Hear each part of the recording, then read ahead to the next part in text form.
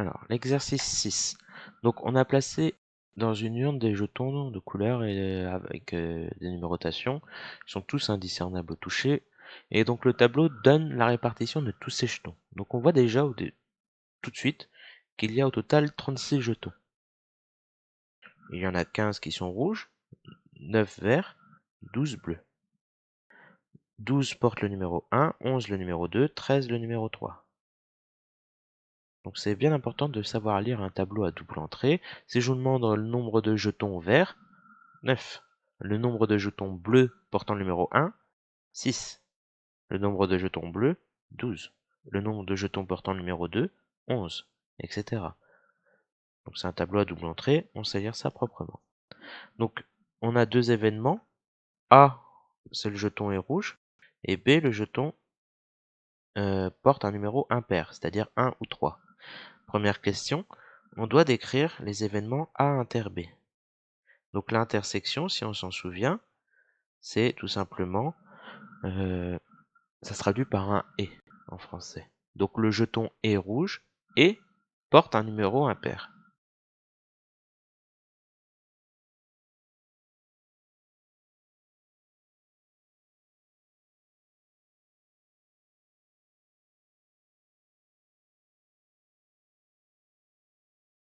Voilà. A union B, qu'est-ce que c'est? Mais ça se traduit par un ou. Alors le jeton est rouge ou porte un numéro impair.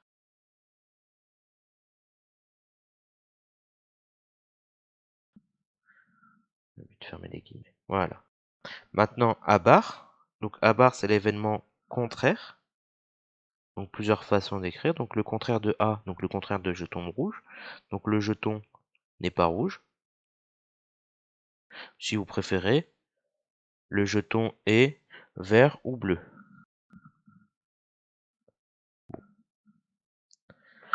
Deuxième question, on se demande combien il y a d'éléments dans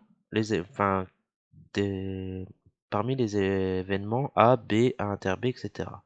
Donc moi je vais juste faire des flèches. Hein. A, c'est le jeton est rouge. Jeton rouge, on regarde, il y en a 15. Donc pour A, 15. Pour B, c'est le jeton porte un numéro impair. Donc il y a le numéro 1 à prendre en compte, 12, et le numéro 3, 13. Donc 12 plus 13, il y en a 25. Je dois aussi faire A inter B. A inter B, donc A rouge et numéro impair. Donc je vais faire ce que j'ai fait. Donc je veux regarder parmi les rouges et les numéros impairs. Donc le numéro 1 et 6 et 3 dans les rouges. Donc 5 et 6, 11. On se demande aussi A union B. A union B, c'est quoi? Le jeton est rouge ou porte un numéro impair. Alors il y a plusieurs façons de faire, faut pas se tromper. Si vous me dites rouge 15 et impair 12 et 13, là le problème c'est que dans le 15 vous allez compter le 6 et le 5, mais dans le 13 vous allez compter encore le 6 et vous allez compter encore le 5. Donc si vous faites ça, 15 plus 12 plus 13, ben, il va y avoir un problème parce que déjà quand vous faites cette addition là, vous allez trouver si je dis pas de bêtises, 40. Et il y a que 36 jetons, donc c'est pas possible. Parce que vous aurez compté deux fois en trop le 5 et le 6. Donc on va procéder différemment. On va regarder tous les jetons rouges et tous les jetons impairs en plus. On rajoute les jetons impairs qu'on n'a pas comptés. Donc 5, 6, 4. Pardon, 5, 4, 6 pour les jetons rouges. Et on rajoute les nombres impairs qui manquent. Donc 1, 6 et 3, 4. Et donc on calcule ça. 5 plus 4, 9. Plus 6, 15. Plus 1, 16. Plus 6, 22. Plus 3, 25. Plus 4, 29. Et vous remarquerez que c'est cohérent parce que tous ceux qui n'ont pas été entourés, 5 et 2, c'est ce qui reste. Donc il reste 7 jetons qu'on n'a pas considérés. Et 7 jetons plus 29, on obtient bien 36 jetons, c'est cohérent. Maintenant, je vais regarder l'événement A bar, le nombre d'éléments dans A bar. A bar, c'est quoi? On a dit au-dessus, le jeton n'est pas rouge. Autrement dit, il est soit vert, soit bleu. Donc A bar, c'est tout simplement les éléments dans vert et bleu. 9 et 12. On trouve 21. Et vous remarquerez que si je prends ceux dans A et dans A bar, que j'additionne, et j'obtiens les 36, ça nous paraît logique, parce que A c'est les jetons rouges, et A bar c'est le reste. Donc quand j'additionne les deux, je dois obtenir le nombre total de jetons. Question 3. On me demande de la probabilité de chacun des événements. Donc c'est-à-dire que j'ai 5 calculs de probabilité, P de A.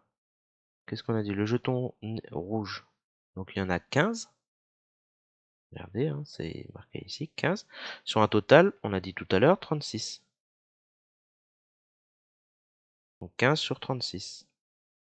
Je ne vais pas simplifier, c'est pas l'objectif ici. P de B. Donc il y a 25 jetons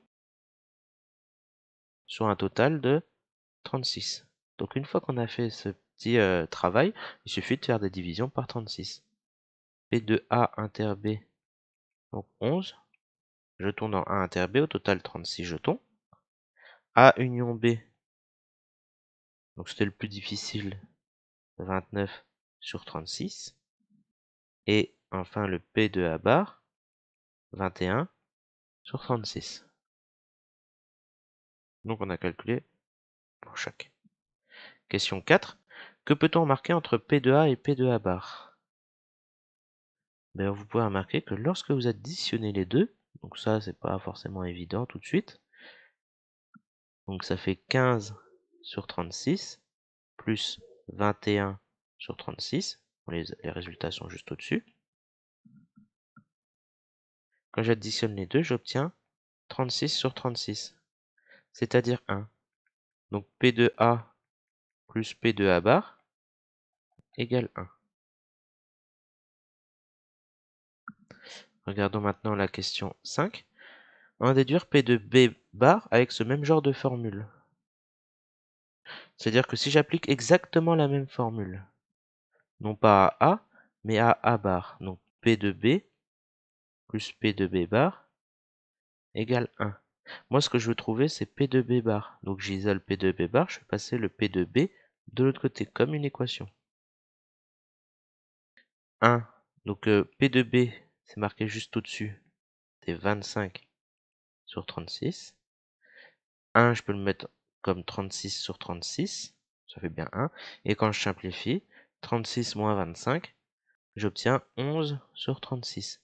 Et vous remarquerez que le 11 sur 36, on le retrouve aussi avec une autre formule, B bar. Donc si vous regardez B, c'est le jeton porte un numéro impair. L'événement contraire, c'est porter un numéro pair. Et on regarde que le numéro pair, il y a seulement le numéro 2. Et au total, il y a bien ce 11 jetons, donc on divisera par 36.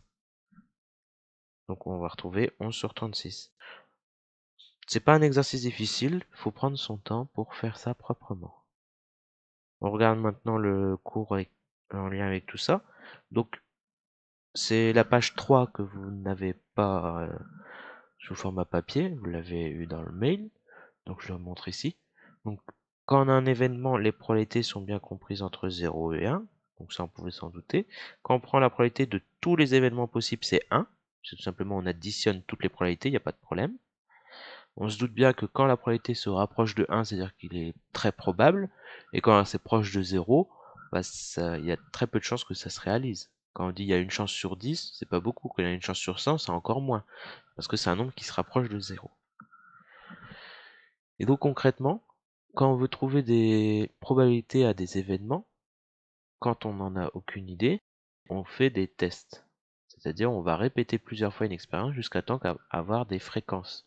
Et les fréquences théoriques vont se rapprocher, enfin les fréquences obtenues vont se rapprocher de la probabilité théorique. Typiquement, quand on lance un dé, si on veut savoir s'il est truqué, ben, on lance le dé une centaine de fois, 200 fois, 300 fois, 600 fois, 1000 fois, et en théorie, les probabilités qu'on va obtenir devraient se rapprocher de 1/6, c'est-à-dire environ 0,17 à peu près. Si on trouve pas 0,17, ou je sais pas, on trouve un grand écart, par exemple 0,32, là c'est quand même très éloigné de 0,17, il y aura un problème, c'est-à-dire que le dé sera truqué.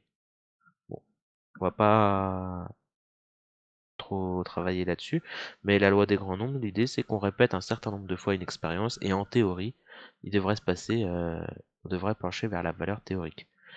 Donc, quand vous lancez un dé, je sais pas, vous lancez un dé 600 fois, et vous regardez le nombre de fois que vous avez obtenu 1 sur 600, le nombre de fois que vous avez obtenu 2 sur 600, etc. Et en théorie, on devrait avoir du 0,17 partout à peu près.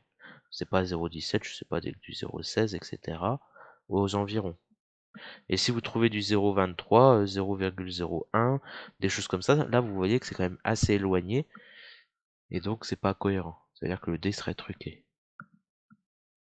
Donc on va pas trop travailler là-dessus. Mais ça c'est l'idée, comment on fait pour trouver des probabilités lorsqu'on a pour trouver si un dé est truqué ou non par exemple. Maintenant, si on reprend notre exemple, on est dans un cas équiprobable dans l'exercice précédent, c'est-à-dire qu'il y a autant de chances de prendre une boule qu'une autre, de prendre un jeton qu'un autre jeton, d'avoir un que d'avoir deux, etc.